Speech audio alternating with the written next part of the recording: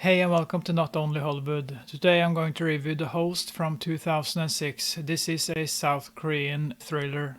All hell breaks loose when a large sea monster appears in the city. The Host was the movie I was most looking forward to watching in 2006. Director Bong Joon-ho has made movies such as Mother, Parasite and Memories of Murder, which for me is the best serial killer movie I've seen. Song Kang-ho, who played the cop in Memories of Murder, has the leading role in The Host. The Host broke all records in South Korea when it was released. I remember all movie nerds were talking about The Host. They showed the movie in theaters all over the world, which doesn't happen that often with Asian movies. At least not with movies from South Korea. If you think this is an ordinary monster movie that borrows ideas from, for example, Tremors, where a monster goes crazy in the big city and causes Godzilla panic, then you are wrong. I wouldn't call The Host a pure monster movie. There are two monsters in the movie, humans and the sea monster. It's up to the viewers to judge who the biggest monster is, but most viewers will come to the same conclusion. The biggest monster is humans. We follow a family that's not directly the sharpest knife in the drawer.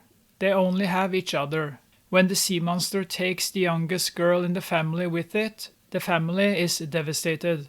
Eventually, they find out that the girl is alive, and the search to find her is on. They face opposition from the authorities, who are only interested in finding out what kind of virus the monster is spreading around. The girl's father is harassed and used as a guinea pig since he's been in contact with the sea monster. The authorities aren't interested in finding the girl, nor do they show initiative to find the sea monster. They are only interested in finding a virus that may not exist at all. The Host focuses on social commentary, and the sea monster plays a small part. It's the family against the sea monster, not the authorities against the sea monster. The Host falls into the comedy drama thriller category.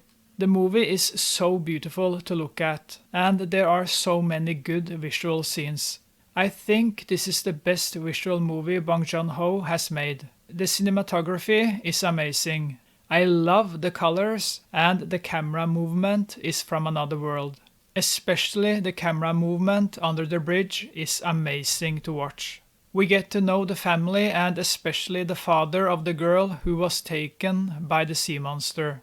The sea monster is well made, knowing that The Host is a movie from South Korea. Had it been a Hollywood movie, it could have been better. There are some weaknesses here and there, but overall the CGI is good. Remember, the movie is from 2006. The Host is suspenseful and engaging. All the actors do a brilliant job, and there's not a single weak link in the movie. We have the girl against the sea monster and the rest of the family against the authorities. But sooner or later they will face the sea monster. So, who will win? The first 25 minutes are some of the best I've ever seen in my life. It doesn't take long for the sea monster to emerge, and the long sequence that follows is what you call great and powerful art.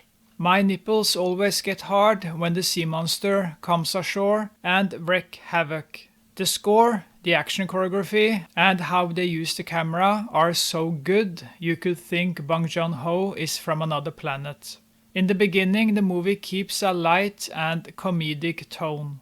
But this tone disappears when the protagonist is oppressed and abused by the authorities. It's nauseating to see how they treat him because he's not so good at talking. He's not stupid, but he needs some time to gather his thoughts and express himself. Was The Host a disappointment when I first saw it in 2006-2007? No, I knew what was waiting for me. This is a movie that engages. People who think this is just a monster movie like Tremors and Godzilla will be disappointed, and they are watching the wrong movie. In this movie, you have to use your brain and go a little deeper. This is a movie that addresses many topics. Some topics are easy to understand.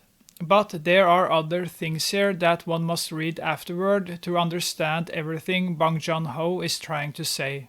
The Host is a smart and good movie that has everything I could want. In my opinion, The Host is the director's second best movie after Memories of Murder. Visually, this is his best movie. From 1 to 10, I give The Host a 9 out of 10. Thank you for watching, and I'll see you next time. Sleep well and dream about me.